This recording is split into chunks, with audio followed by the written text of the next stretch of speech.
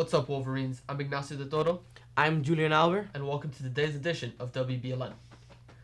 Belen Jesuit Preparatory School welcomes a new face to its spiritual leadership team this week. Brendan McCauley arrives on campus as the school's new Dean of Mission Information, bringing fresh energy to this vital role.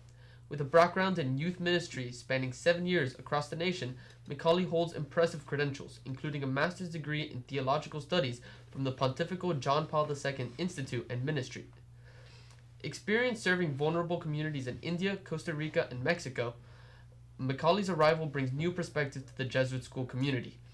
According to Principal Jose Roca, Brendan brings with him a different perspective and experience, having grown up and worked outside of Florida, and we're excited to see him put into practice fresh ideas and spread his excitement and fervor for evangelization to our school.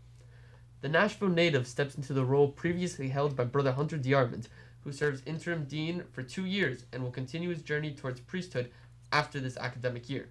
Father Willie Garcia Tuñon, school president, added, "The School of Mission Information is one of the central pieces for the promotion of our Catholic values and in the formation of our students to become the Christ-centered leaders the world needs today."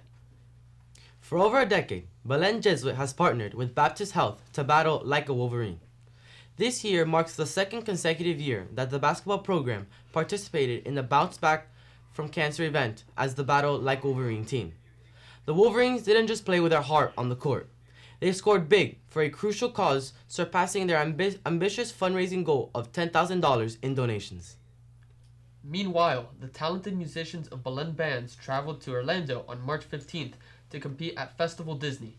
Their dedication and artistic excellence paid off, with the concert band earning a superior rating and bringing home the prestigious Bronze Award. After an unplanned 9 months in space, astronauts Suni Williams and Butch Wilmore are finally back on their way home. The pair traveled the International Space Station in June. They were supposed to be there for a couple of weeks, but the Boeing Starliner they arrived on was deemed unsafe to bring them back home. In September, Nick Hogg and Alexander Gorbunov came to ISS aboard a SpaceX Crew Dragon capsule. The capsule can hold 4 people, but was sent with 2 empty seats so Williams and Wilmore could join them back on the trip. That has finally happened. The 13-foot wide capsule departed ISS at 1:05 a.m. Tuesday and should splash down sometime this afternoon. Israeli strikes in Gaza have killed at least 66 people. According to the civil defense in the Strip, Gaza came under heavy attack early Tuesday as Israel carried out deadly strikes. Israeli authorities said the strikes were targeting Hamas leaders. Civil defense spokesperson earlier said at least 5 children were killed in the strikes, and a number of people were trapped under the rubble.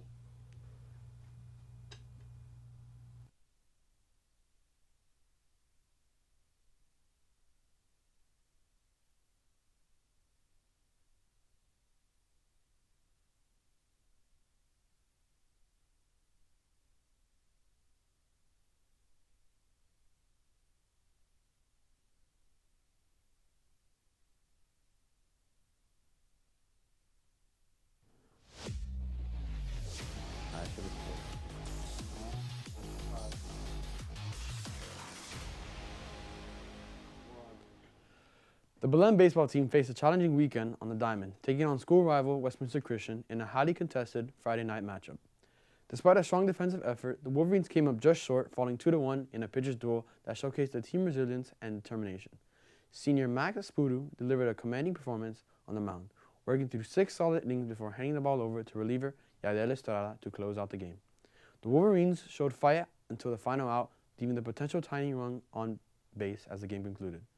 But the team quickly bounced back on Saturday, taking the field with renewed energy against Southwest. The Wolverine bats came alive as they powered their way to an impressive 11-5 victory, demonstrating the offensive firepower and competitive spirit that has defined Belen baseball throughout the season. This split weekend showcases the team's resilience, responding to Friday night's narrow defeat with Saturday's convincing win, highlighting the character and determination of the Wolverine squad. Tonight, they face off against Miami Springs High. Athletic achievements continue Belen's commitment to excelling across all disciplines. The Belen fencing team showed their skill and determination at the St. Patrick's Tournament on March 15th, sponsored by Davis Fencing Academy of Miami. The event saw Ashton Canals, Alex Romney, and Samuel Zapata fence their way to an impressive third-place finish.